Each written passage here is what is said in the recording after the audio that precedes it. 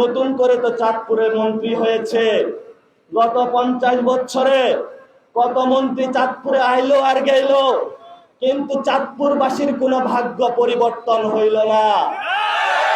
কেউ হয় শিক্ষামন্ত্রী, কেউ হয় স্বাস্থ্যমন্ত্রী, আরো যে কত মন্ত্রীর বহর, কিন্তু সেই চাঁদপুরের মানুষের যে অবস্থা, নদী ভাঙ্গনের যে পরিস্থিতি, কর্মসংস্থানের যে অভাব, শিক্ষার যে অভাব, স্বাস্থ্যের যে অভাব, এটার কোনো পরিবর্তন হইল না। এই জন্য চাঁদপুরের দামাল ছেলেরা বলল, চল এই দেশের সরকার কিছু করবে না, মা বাপ অসুস্থ, ঘরের মধ্যে বিয়া করতে হবে, বাচ্চা নিতে হবে, চল বিদেশ যাই।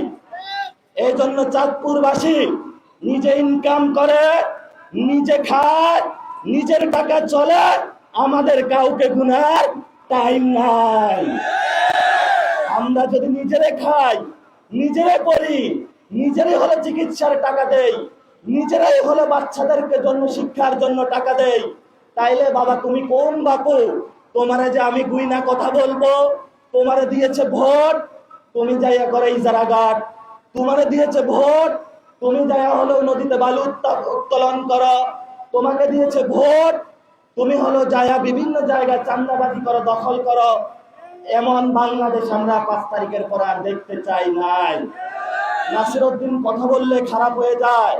নাসিরউদ্দিনের অনেক সুযোগ ছিল, 5 তারিখের পরে একটি টাকাও হাত বসায় নাই। আওয়ামী লীগের সম্পদগুলা তোমরা চুরি করেছ, ডাকাতি করেছ, এবং বিভিন্ন প্রশাসনের সাথে লিয়াজ করে সেই সম্পদগুলো আওয়ামী লীগের সাথে বসে এখনো ভাগ বটোয়ারা করে খাচ্ছ। আমাদের এই উচ্ছিষ্টের প্রতি কোনো নজর নাই। আমরা এক আল্লাহতে বিশ্বাসী, যে আল্লাহ আমাদেরকে প্রতি 5 ওয়াক্ত নামাজে আমরা বলে থাকি তিনি আমাদের পালনকর্তা, আল্লাহ আমাদেরকে খাওয়াইবে, আল্লাহ আমাদেরকে পালন করবে। তোমাদের এই উচ্ছিষ্ট আমাদের ধরা দরকার নাই।